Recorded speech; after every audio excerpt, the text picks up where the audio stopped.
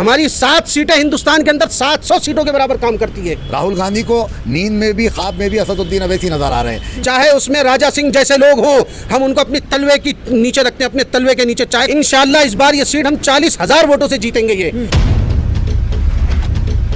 लोगों का कहना है कि ये हॉट सीट कही जा रही है नामपल्ली, इनको बचाने के लिए तमाम नेताओं को उतार दिए ओवैसी साहब। ऐसा है, पिछली बार ये सीट गालिबन हम 10,000 वोटों से जीते थे।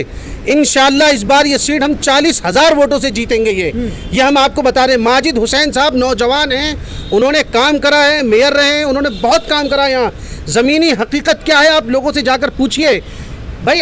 मैं ये कहता हूँ जो दूसरी पार्टियाँ हैं वो इस बात को कहती है, मैं उनसे कहता हूँ यहाँ 7 सीटों पर जितना काम होता है, वो लोग जिनके पास पूरी स्टेट की हुकूमतें हैं वो यहाँ पर आएँ। इन 7 सीटों पर जो लोग हैं उनसे सबक हासिल करें और अपनी यहाँ जाकर काम करें। हमारी 7 सीटें हिंदुस्तान के अंदर 700 सीटों के बराबर काम करती है।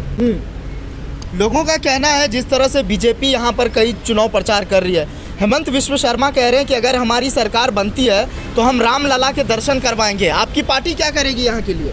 मैं तो कह रहा हूँ आप सबके दर्शन कराओ। हमने कब आपको रोका है कि आप मत करवाओ? हमने किसी को रोका थोड़ी है।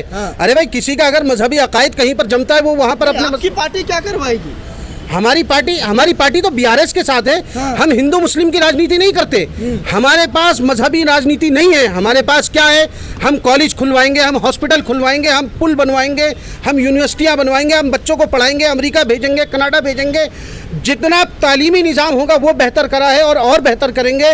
और बच्चियों की शादी करवाएंगे। नहीं, मुस्लिम हमने कब? आप कैसी बात कर रहे हैं? हमारे यहाँ 9 कैंडिडेट लड़ रहे हैं, एक हमारा गैर मुस्लिम भाई यादव है। आप कैसी बात करते हैं? हमारे जो नगर सेवक हैं यहाँ पर, काउंसलर है, उसमें हमारे गैर मुस्लिम हैं। और हम तो हिंदू मुस्लिम तो यहाँ है नहीं। आप रैलियों में जाकर देखिए, असद साहब की रैली में जो लोग हैं मेरे गैर मुस्लिम भाई हैं, पूरे लंबे टीके लगे हुए हैं, वो लोग साथ चल रहे हैं।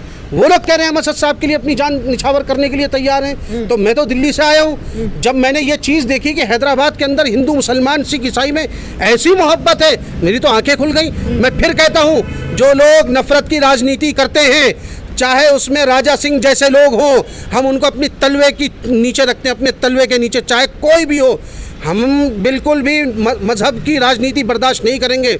ये मुल्क हिंदू मुस्लिम सिख ईसाई की भाईचारगी से चला है और चलता रहेगा और बिल्कुल चलेगा। नहीं, आपके नेताओं पर मुस्लिम का ठप्पा लगा हुआ है कि ये सिर्फ मुस्लिमों की लीडरशिप करते हैं। भाई, मैंने अभी आपको मिसाल दिया 9 जो हमारे कैंडिडेट्स हैं, उसमें एक हमारे गैर मुस्लिम भाई यादव हैं, स्वामी यादव जो हमारा कैंडिडेट्स है। और हम बीआरएस के साथ मिलकर चुनाव लड़ रहे हैं। वो लोग कौन है? पूरे तेलंगाना में हम बीआरएस के साथ मिलकर चुनाव लड़ रहे हैं और बीआरएस हुकूमत बनाएगी, आप देखिएगा।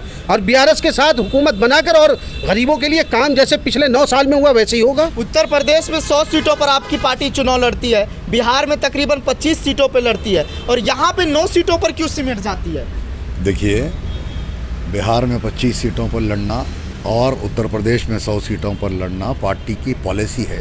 यहाँ 9 सीटों पर वही तो आपको बताने आपको तो वही तो बताने जा रहे हैं कि उत्तर प्रदेश में हमने जितने भी सीटों पर इलेक्शन लड़ा है वहाँ पर 40% से ज़्यादा मुसलमान जिस सेगमेंट में है। बिहार में 40% से ज़्यादा मुसलमान जहाँ पर है वहाँ पर मजलिस इत्तेहादुल मुस्लिमीन ने चुनाव लड़ा। आप देखिए, मायावती किसकी नुमाइंदगी करती है, मुलायम सिंह किसकी नुमाइंदगी करते हैं, भारतीय जनता पार्टी किसकी नुमाइंदगी करते हैं। मुसलमानों ने हिंदुस्तान आज़ाद होने के बाद से आज तक कभी कांग्रेस की तरफ, कभी जनता दल की तरफ, कभी रीजनल पार्टियों की तरफ, कभी मुलायम की तरफ देखा, लेकिन इतने साल होने के बाद भी मुसलमानों को इंसाफ नहीं मिला। कभी बॉम्ब लिंचिंग के ज़रिए, कभी बुलडोज़रों के ज़रिए मुसलमानों को ख़त्म करने की साजिश की। हिंदुस्तान में सबसे ज़्यादा अगर फसादात कभी हुए तो कांग्रेस के दौरे इक़्तिदार में हुए। हैदराबाद में क्योंकि हमारा बीआरएस पार्टी से अलायंस है। राहुल गांधी तो कह रहे हैं यहाँ पर चुनाव प्रचार में कि एमआईएम का मतलब बीजेपी, बीजेपी का मतलब एमआईएम। आप बताइए, राहुल गांधी जो बात कर रहे हैं, जिस वक्त भारतीय जनता पार्टी पार्लियामेंट में कोई बिल को पास करना रहता, क्या मजलिस इत्तेहादुल मुस्लिमीन ने कभी तायीद की? राहुल गांधी खामोश बैठे थे। इससे पहले जब भारतीय जनता पार्टी 2 सीटों से ज़्यादा सीटों पर इलेक्शन जीत के आगे बढ़ती गई, क्या वहाँ पर मजलिस इत्तेहादुल मुस्लिमीन इलेक्शन लड़ी? जब हिंदुस्तान का पिछले वक्त पार्लियामेंट का इलेक्शन हुआ, मजलिस इत्तेहादुल मुस्लिमीन ने सिर्फ 3 नशिस्तों पर, एक बिहार से अख्तर उल इमान, महाराष्ट्र से औरंगाबाद से इम्तियाज़ जलील और हैदराबाद से असदुद्दीन अवैसी, 3 ही लोगों ने इलेक्शन लड़ा। तो भारतीय जनता पार्टी 300 सीट लाई, क्या उसके जिम्मेदार भी मजलिस इत्तेहादुल मुस्लिमीन असद साहब हैं? राहुल गांधी को नींद में भी ख्वाब में भी असदुद्दीन अवैसी नज़र आ रहे हैं, क्योंकि राहुल गांधी 50 साल के हो गए, अकेले हो गए, बावले हो गए। अब उनको शादी करने की ज़रूरत है। जब राहुल गांधी शादी कर लेंगे तो वो उनको ख्वाब में दूसरा कोई नज़र नहीं आएगा। आखिरी सवाल, असदुद्दीन ओवैसी को लेकर बड़ा सवाल उठ रहा है कि आपके नेता पर क्यों भरोसा करें? बिहार में आपके विधायक एमआईएम पार्टी से चुनाव लड़ते हैं, बाद में चले जाते हैं, लोग कैसे यकीन करेंगे?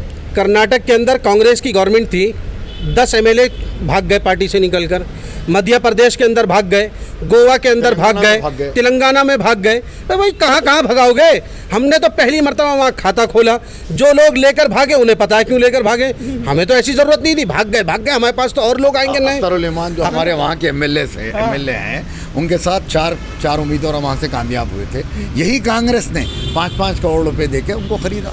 इंशाअल्लाह ताला आने वाले इंतखाबात में बिहार में वो 4 जहाँ से मजलिस इत्तेहादुल मुस्लिमीन ने कामयाबी हासिल की, उससे बढ़कर कामयाबी हासिल करेंगे इंशाअल्लाह। बहुत बहुत शुक्रिया। उसमें कि एक साहब दिल्ली से आकर यहाँ पर ये कहते हैं फिरोज़ खान की रैली में खड़े होकर कि हम असदुद्दीन ओवैसी साहब को ख़त्म कर देंगे। मैं उनसे ये पूछना चाहता हूँ कि दिल्ली के अंदर जब मुस्तफ़ाबाद के अंदर तुम 5 करोड़ रुपए के अंदर केजरीवाल के हाथों बिक गए, केजरीवाल ने तुम्हें ख़रीद लिया 5 करोड़ रुपए के अंदर, और उस केजरीवाल के हाथों अली मेहदी बिका है, ये सबको पता है। अली मेहदी तुम बिके हो या नहीं बिके, मेरी इस बात का जवाब दो। और उसके बाद तुम उस आदमी के हाथ बिके जिसने हिंदू मुस्लिम राइट कराया दिल्ली के अंदर, वो अरविंद केजरीवाल, जिसके हाथ मुसलमान और हिंदू के खून से रंगे हुए हाथ हैं। क्या तुम बिके नहीं? और जब तुम बिक गए 5 करोड़ में और लोगों ने तुम्हारे घरों के ऊपर पथराव करा, फिर तुमने कांग्रेस में वापसी करी और यहाँ आकर असद साहब, बैरिस्टर असदुद्दीन ओवैसी साहब के बारे में ये अल्फाज इख्तियार करते हो, तुम्हें शर्म नहीं आती? उसके बाद जब हम यहाँ आए, हमने घर घर जाकर इस बात को बताया उनके बारे में, तो लोगों की आंखें खुल गई। क्या ऐसा भी है? हमने कहा हाँ ऐसा ही है। और हमारे कायद बैरिस्टर असदुद्दीन ओवैसी साहब हैं और रहेंगे। और हम बैरिस्टर असदुद्दीन ओवैसी साहब अगर हमें एक आवाज़ देंगे तो हम अपनी जान उनके ऊपर निछावर कर देंगे। चैनल को लाइक, शेयर एंड सब्सक्राइब करें और बेल आइकन दबाना ना भूलें।